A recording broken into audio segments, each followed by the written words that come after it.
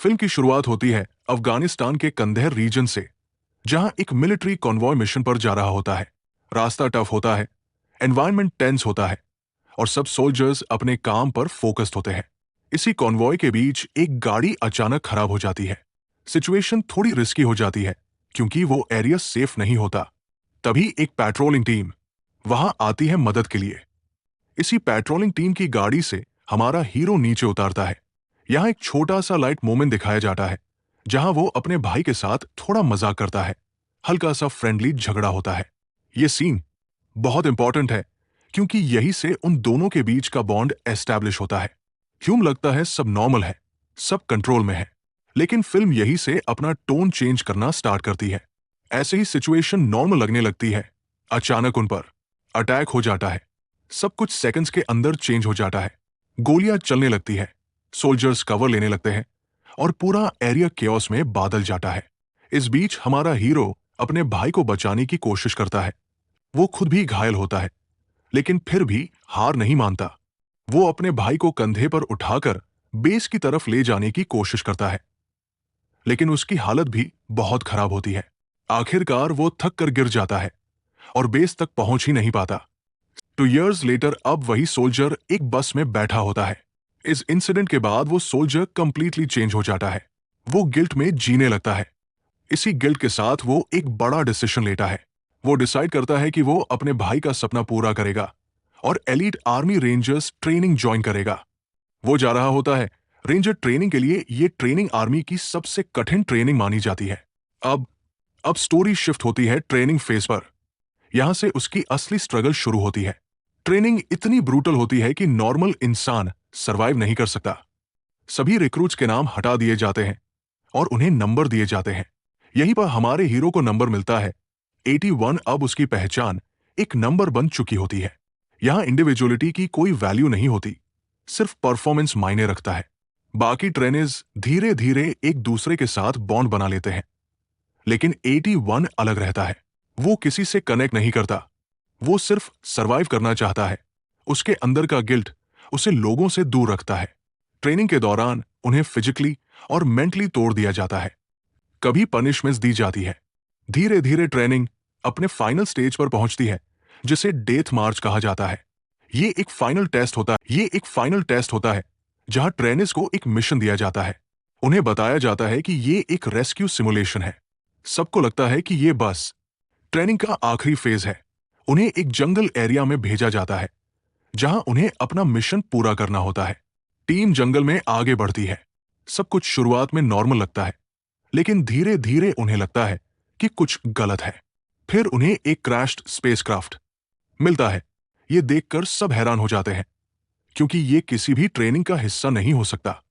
सब कंफ्यूज हो जाते हैं कि ये क्या हो रहा है, और फिर अचानक सब कुछ बदल जाता है। एक विशाल एलियन मशीन एक्टिवेट होती है। ये एक डेडली वॉर मशीन होती है जो लोगों को स्कैन करके हमला करना शुरू कर देती है। बहुत पावरफुल, बहुत तेज और बिना किसी इमोशन के हमला करती है। वो सैनिकों को एक एक करके मारना शुरू कर देती है। अब तक जो ट्रेनिंग थी वो अब एक असली सर्वाइवल फाइट बन चुकी होती है। टीम के मेंबर्स घबरा जाते हैं। कोई भागता है, कोई छुपने की कोशिश करता है। डिसिप्लिन टूट जाता है। कुछ ही सैनिक बचते हैं और वे जंगल में भागते हुए मशीन से बचने की कोशिश करते हैं, लेकिन मशीन उनका पीछा करती रहती है।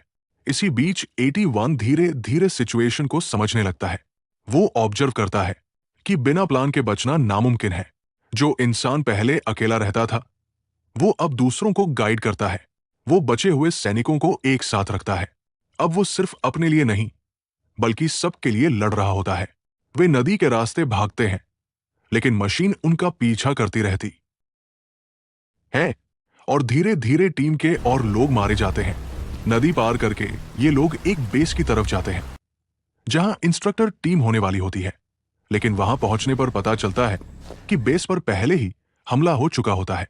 यहीं पर उन्हें पता चलता है कि ये मशीन कोई सामान्य मशीन नहीं बल्कि एक एलियन वॉर मशीन है जो आसमान से गिरकर पृथ्वी पर आई होती है। वहां से निकलने के लिए टीम एक फंसी हुई टैंक मशीन का इस्तेमाल करती है, लेकिन वो मशीन उनका पीछा करते हुए वहां भी पहुंच जाती है और जोरदार हमला करती है। भयानक फायरिंग होती है और फाइट के दौरान एक एक करके सब मारे जाते हैं। आखिर में सिर्फ 81 और 7 ही जिंदा बचते हैं। वे देखते हैं कि मशीन आसमान में एक सिग्नल भेजती है। इसका मतलब होता है कि वो शायद बाकी एलियन मशीनों को बुला रही है। 81 मशीन को ध्यान से ऑब्जर्व करता है। उसे पता चलता है कि मशीन के अंदर एक वेंटिलेशन सिस्टम है। यही उसकी सबसे बड़ी कमजोरी है। अब 81 एक प्लान बनाता है। वो तय करता है कि मशीन को ट्रैप में फंसाया जाए और उसके ओवरहीटिंग को और बढ़ाया जाए ताकि मशीन नष्ट हो जाए।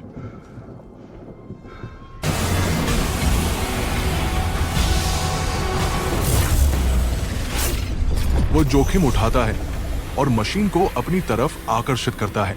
81 मशीन को एक कंस्ट्रक्शन साइट की तरफ लुभाता है।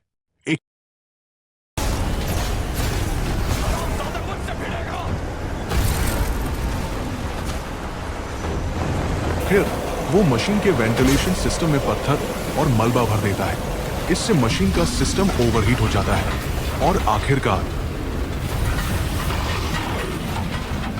मशीन एक बड़े विस्फोट में नष्ट हो जाती है। उन्हें लगता है कि अब सब खत्म हो गया। 81 और 7 बेस पर वापस पहुंच जाते हैं, लेकिन वहां अधिकारी उन्हें एक चौंकाने वाली बात बताते हैं। जो ऑब्जेक्ट गिरा था वो कोई अकेली मशीन नहीं थी। असल में वो एलियन मशीनों की पूरी आर्मी का हिस्सा थी और अब वे दुनिया के अलग अलग हिस्सों में हमला शुरू कर चुकी है। लेकिन 81 ने उनकी कमजोरी पता कर ली है, इसलिए उसे आधिकारिक तौर पर आर्मी रेंजर्स में स्वीकार कर लिया जाता है। हमारा रेजिमेंट में तुम्हारे भाई को गर्व होता। अब उसका मिशन है दुनिया को एलियन मशीनों से बचाना। मूवी यही खत्म होती है, एक बड़े युद्ध की शुरुआत के साथ। तो दोस्तों, ये थी वॉर मशीन की पूरी कहानी, एक सिंपल और एंगेजिंग एक्सप्लेनेशन में।